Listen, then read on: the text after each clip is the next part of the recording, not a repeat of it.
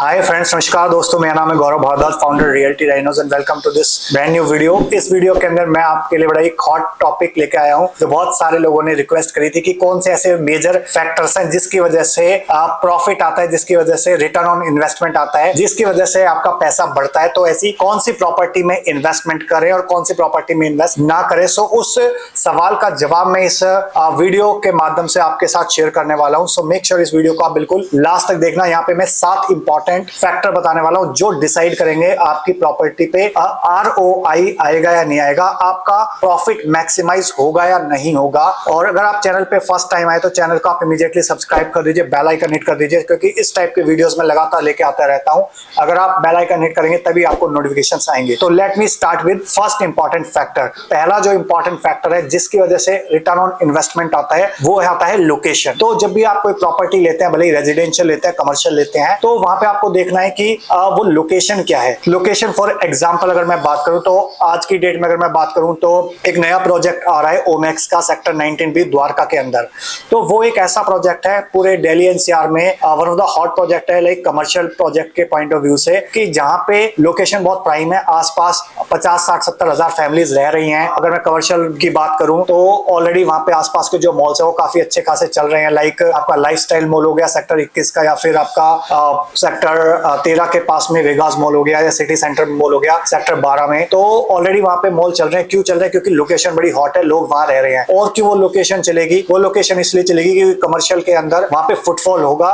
Footfall क्यों होगा? क्योंकि वहां पे फुटबॉल प्लस क्रिकेट स्टेडियम बन रहा है। ओके, सामने भरत वंदना पार्क है जहां पे एवरेज फुटफॉल रहने वाला है। तो लोकेशन बड़ी हॉट है, आसपास की कैचमेंट रहेगी, बिकॉज ऑफ विच यहाँ पे कमर्शियल के पॉइंट ऑफ व्यू से जो एक चीज चाहिए होती है तो वो हॉट लोकेशन चाहिए होती है, भले वो रेजिडेंशियल हो या कमर्शियल प्रॉपर्टी हो। Let me give you second example जहां पे जो इंपॉर्टेंट रोल प्ले करता है कि आपकी प्रॉपर्टी पे मैक्सिमाइज प्रॉफिट होगा या नहीं होगा, रिटर्न ऑन इन्वेस्टमेंट आएगा या नहीं आएगा, वो हो जाता है upcoming and existing social infrastructure. तो अगर मैं बात करूं यहाँ पे सोशल इंफ्रास्ट्रक्चर की इन टर्म्स ऑफ जहां पे भी आप प्रॉपर्टी ले रहे हो तो वहां पे school, college, hospital, malls existing और अपकमिंग वो हैं या नहीं है। तो अगर मैं एक एग्जांपल के तौर पे लूं, फॉर एग्जांपल M3M डेवलप कर रहा है सेक्टर 111 और 113 में SCDA smart city Delhi airport. तो वहां पे उसके जो आसपास है, एक तो प्लान इंफ्रास्ट्रक्चर है, एग्जिस्टिंग इंफ्रास्ट्रक्चर है, लाइक आपका द्वारका एक्सप्रेस है जो 9000 करोड़ का डेवलपमेंट है वो है। फिर पास में आपका एग्जिस्टिंग मेट्रो स्टेशन है, लाइक सेक्टर 25 का हो गया। फिर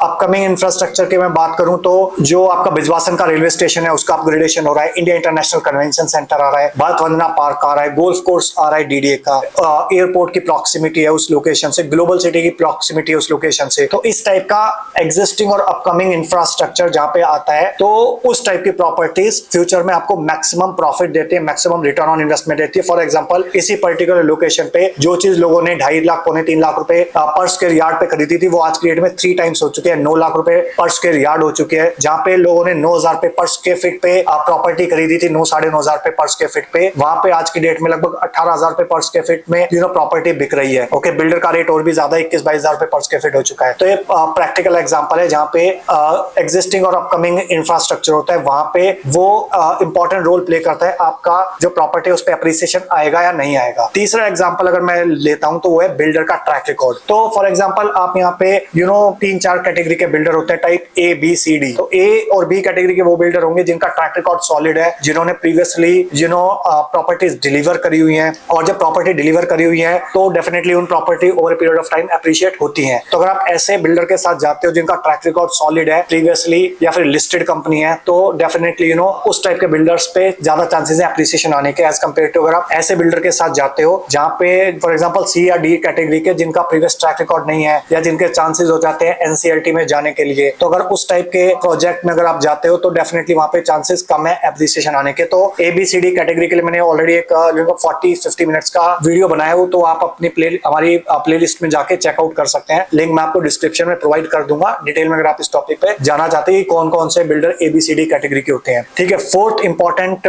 जो फैक्टर इंपॉर्टेंट रोल प्ले करता है कि जब भी आप प्रॉपर्टी में इन्वेस्टमेंट करते हो रेजिडेंशियल या कमर्शियल, की पेमेंट प्लान क्या है, क्योंकि पेमेंट प्लान ही एक्चुअल में डिफाइन करता है कि आपका ROI आएगा या नहीं आएगा, रिटर्न ऑन इन्वेस्टमेंट आएगा नहीं आएगा। फॉर एग्जांपल अलग अलग बिल्डर अलग अलग टाइप के पेमेंट प्लान ऑफर करते हैं कि लाइक 20-80 का पेमेंट प्लान हो गया, 30-30-40 का पेमेंट प्लान हो गया, जहां पे आपको 30% इनिशियली 60 to 90 डेज में देना होता है, फिर 30% सुपर स्ट्रक्चर पे देना होता है, 40% आपका पोजीशन पे देना होता है। तो वहां पे आरओआई कैसे कैलकुलेट होती है, क्योंकि over a period of time जो चीज 12, 13, 14 हजार रुपए पर स्क्वायर फीट पे थी, वो over a period of time 17, 18, 19, 20 हजार रुपए पर स्क्वायर फीट पे जाएगी। और आपने इनिशियल लेवल पे अगर 30% पेमेंट ही दी हुई है, तो जो आपका रिटर्न ऑन इन्वेस्टमेंट कैलकुलेट होगा वो 100% पे नहीं होगा, वो सिर्फ उसी अमाउंट पे होगा जो आपने पैसा दिया हुआ है। तो अगेन ये आपके रिटर्न ऑन इन्वेस्टमेंट को ड्रास्टिकली इंपैक्ट करता है पॉजिटिव डायरेक्शन में या नेगेटिव डायरेक्शन में। अगर कंस्ट्रक्शन लिंक पेमेंट प्लान है तो रिटर्न ऑन इन्वेस्टमेंट थोड़ा सा कम हो सकता है कहीं कहीं। ओके, तो ये इंपॉर्टेंट रोल प्ले करता है। पांचवा इंपॉर्टेंट फैक्टर जो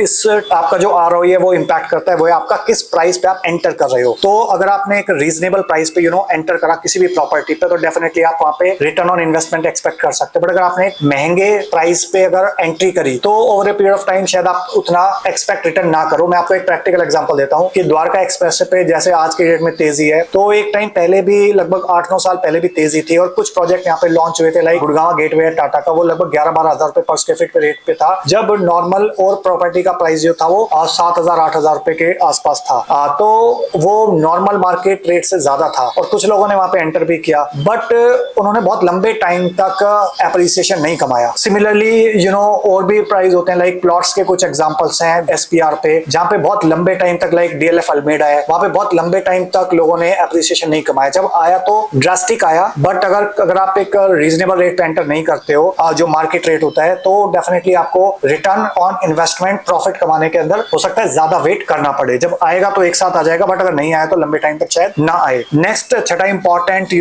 जो रोल प्ले करता है वो है कनेक्टिविटी। तो अगर आप जिस भी प्रॉपर्टी पे प्रॉपर्टी ले रहे हो, रेजिडेंशियल या कमर्शियल, उसकी कनेक्टिविटी कैसे है। फॉर एग्जांपल, अगर आप ऐसी जगह ले देते हो जहां पे कनेक्टिविटी की प्रॉब्लम है, तो डेफिनेटली वहां पे एप्रिसिएशन कम आएगा, प्रॉफिट कम आएगा, ठीक है। तो हो सकता है इन्वेस्टमेंट भी कम आए, बट वहां पे रिटर्न के कम आने के चांसेस ज्यादा है। फॉर एग्जांपल, अगर आप एक अच्छी जगह ऐसी प्रॉपर्टी में इन्वेस्टमेंट करते हो जहां पे कनेक्टिविटी अच्छी रहने वाली है, फॉर एग्जांपल जहां पे फ्यूचर में मेट्रो आ रही है या फिर जो एक्सप्रेस वे वो जा रहे हैं, फॉर एग्जांपल अगर कृषुमी 36A के अंदर जो एक प्रोजेक्ट है, तो उसकी लोकेशन ऐसी है, सेंटर ऑफ द गुड़गांव है, कि वहां से सीपीआर भी पास में है, द्वारका एक्सप्रेस भी पास में है, आपका NH8 जो एग्जिस्टिंग है वो भी पास में है, न्यू गुड़गांव भी पास में है, मानेसर का जो आपका मल्टी यूटिलिटी कॉरिडोर है वो भी पास में है, केएमपी एक्सप्रेस भी पास में है, दिल्ली मुंबई इंडस्ट्रियल कॉरिडोर भी पास में है, एसपीआर भी पास में है, ठीक है। सारी चीजें विद इन 5 किलोमीटर के रेडियस में आ जाती हैं, तो डेफिनेटली वहां पे ज्यादा चांसेस है आपके एप्रिसिएशन के एज कम्पेयर टू कोई फार फेस्ट लोकेशन है जहां पे सिर्फ एक आधी कनेक्टिविटी है। Seventh last but not the list जो इंपॉर्टेंट रोल प्ले करता है आपकी एप्रिसिएशन के अंदर, वो है आपका यूएसपी ऑफ द प्रोजेक्ट। आपने अगर लोकेशन अच्छी चूज कर ली, बिल्डर अच्छा चूज कर लिया, कनेक्टिविटी भी अच्छी है, बट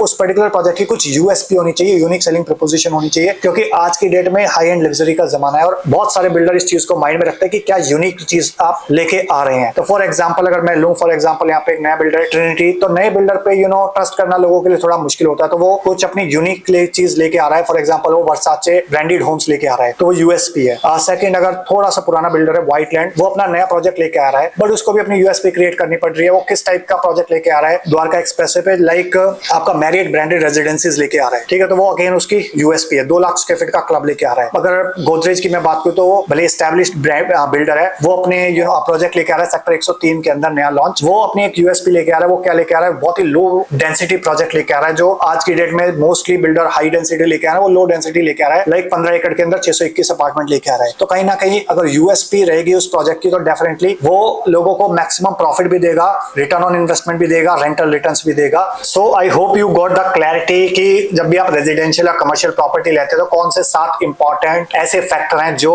आपके प्रॉफिट को मैक्सिमाइज करते हैं, जो आपके रिटर्न ऑन इन्वेस्टमेंट को मैक्सिमाइज करते हैं, जो आपके रेंटल इनकम को मैक्सिमाइज करते हैं, जो at the end of the day हर कोई इन्वेस्टर या एंड यूजर्स एक्चुअल में अंदर से चाहता है। तो अगर वीडियो अच्छा लगा हो तो लाइक कर दीजिए। इन केस अगर आपका कोई क्वेश्चन है, क्वेरी है, सवाल है, या आप अगर ये जानना चाहते हैं कि किस पर्टिकुलर प्रॉपर्टी में आपको इन्वेस्ट करना है सो दैट आपका पैसा, आपका प्रॉफिट मैक्सिमाइज हो सके, तो आप व्हाट्सएप या कॉल कर सकते हैं इन दिए नंबर पे 8858484084 पे। और वीडियो ज्यादा अच्छा लग गया हो तो प्लीज इसको शेयर कर दीजिए अपने फ्रेंड्स के साथ, रिलेटिव्स के साथ, कलीग्स के साथ, जो लोग भी अपनी प्रॉपर्टी इन्वेस्टमेंट के अंदर अपने प्रॉफिट को मैक्सिमाइज करना चाहते हैं, आरओआई को मैक्सिमाइज करना चाहते हैं, सो दैट उनकी हेल्प हो सके, प्लस मुझको मोटिवेशन मिले आपके लिए इस टाइप के और वीडियोस क्रिएट करने के लिए। So with this last message, thank you so much once again. जाते जाते रिक्वेस्ट है, चैनल पे अगर फर्स्ट टाइम आए तो चैनल को आप इमीडिएटली सब्सक्राइब कर दीजिए, बेल आइकन हिट कर दीजिए, सो दैट इस टाइप के वीडियोस के आपको फ्यूचर में नोटिफिकेशंस मिलते रहें। So with this last message, thank you so much once again. मिलता हूं अभी आपको नेक्स्ट वीडियो के अंदर।